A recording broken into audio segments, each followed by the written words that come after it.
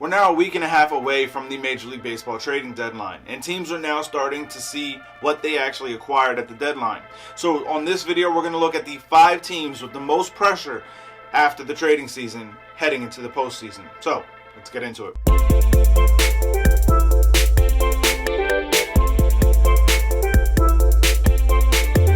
What's going on, baseball fans? Jeremy Laracuente here for the Baseball Banter Broadcast. And as I said in the open, we're going to be looking at the 5 teams with the most pressure on them, and we begin with number 5.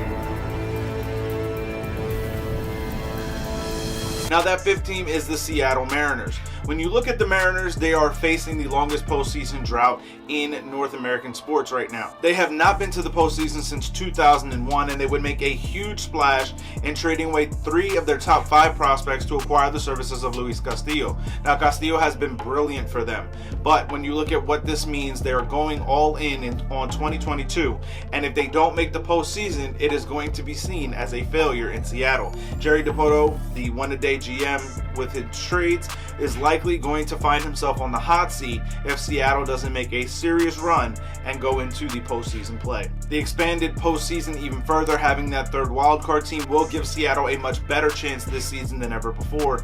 But when you look at what this team has done, if they aren't able to make that postseason stretch, they aren't going to be able to sustain this trade that they made for Luis Castillo, making them one of the most pressured teams after the trade deadline. As we look at the 4th team on the list, it is that of the Milwaukee Brewers. Now, the Brewers did make a trade. They received back quite a few players in return. However, when you trade away a talent, a dominant closer like Josh Hader, you're going to be looked at and questioned and why the move was even made. Yes, there are different circumstances that could have surrounded the Brewers in terms of his salary next year with arbitration, being able to acquire back some talented players and relievers. But when you look at what they've done by trading away Josh Hader and then releasing Dinelson Lamet, one of the players that they received in that deal, you really have to call into question what the Milwaukee Brewers were thinking going into this trading season. And that right there is the reason why they're on this list. I think when you look at what this team is having to face off with in terms of their own fan base, in terms of baseball pundits, even people like myself questioning the moves that they made because of trading away arguably the best closer in Major League Baseball right now in Josh Hader, you have to begin to wonder what their motivation is, what their mindset is. This was a first place team at the time, and they find themselves faltering because of that big blow to the clubhouse, thus putting their place on this list. Now, as we look at the 3rd team on the list, it is that of the Los Angeles Dodgers. Now, the Dodgers, much like the Milwaukee Brewers, didn't do a whole lot to boost their team. Now, with that being said, the Dodgers truly, in my opinion, did not need to do that much. But going in and getting another starter would have truly helped the Dodgers. And I think that when you look at what they're facing right now with potential injuries to Clayton Kershaw and an unknown in that starting rotation, there's going to be a lot of questions as to why they didn't pivot once they lost out on Juan Soto and go after some heavy-duty starting pitching. Being able to acquire some sort of starting pitching would have truly helped the Dodgers, in my opinion, over the rest of this season, but more so in the playoffs. Being able to have a consistent quality starter each and every day is only going to help the Dodgers' chances of advancing to the World Series, which is ultimately where they want to be. The Dodgers always find themselves with pressure as they're constantly and consistently considered a World Season favorite, and that is to be expected when you're dealing with a team with this level of success. You also take on the fact that they would trade with the New York Yankees for Joey Gallo, a player who has been struggling, and moving him from one big market to another. Now, yes, I do think that Gallo is going to have a much better chance of getting back to the player he was with Texas in LA than he ever could have done with the New York Yankees. I think he put a lot of pressure on himself playing for his favorite team, where I don't think he'll have that same level of pressure with the Dodgers. I also think that with Gallo going into the Dodgers organization, it's going to be less pressure on him mentally, and he'll be able to get back to being that player. But it calls into question what the Dodgers were doing at the deadline and makes it a more curious move, therefore adding to their place on this list in terms of most pressured teams after the deadline. Now, as we look at the second team on the list, it is that of the New York Yankees. The Yankees would make quite a bit of moves for this trading season.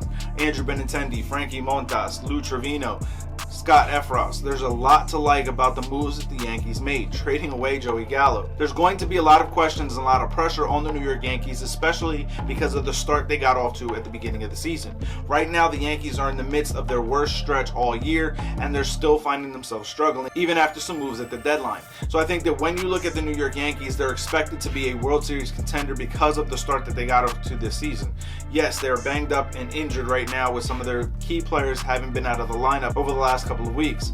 But when you look at what this team is able to do on a nightly basis, they should be playing better baseball right now. So going into this trading season with all of the acquisitions that were made, they have a ton of pressure on them to succeed and make it back to the World Series and win their 28th World Championship.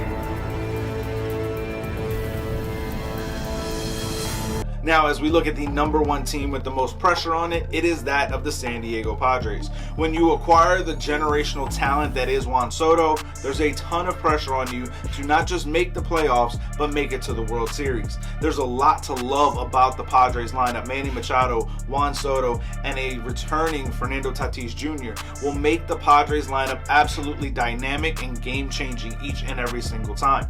But when you look at what that move does, for an organization, for a franchise like the Padres, they have completely and utterly given the farm system away for Juan Soto. And yes, this is the player to make that move for. This is the player that you hoard those prospects for so many years to be able to make a deal like this. This is unheard of in terms of baseball trades. Being able to acquire a player like Juan Soto, as young as he is, as talented as he is, all of the players that you traded away may not in total value equal what you've gotten from Juan Soto for the next 2+ seasons. There's going to be a lot of questions and a lot of pressure on the San Diego Padres, but to me, they made the right move. But I want to hear from you guys. Let me know your thoughts, your feelings on this down in the comment section below. What team in your mind has the most pressure on it after the trading deadline? Let me know your thoughts, your feelings on this down in the comment section below. Or find me over on Twitter at JLaracuente19 to keep the conversation rolling. As always, keep it locked into the entire JLMG family with WeSibs, the Granite Geek Show, and of course here on the Baseball Banter Broadcast by hitting that red subscribe button. For sticking around to this point, head over to baseballbanterbroadcast.com. Use the promo code BANTER to save 5% off your order.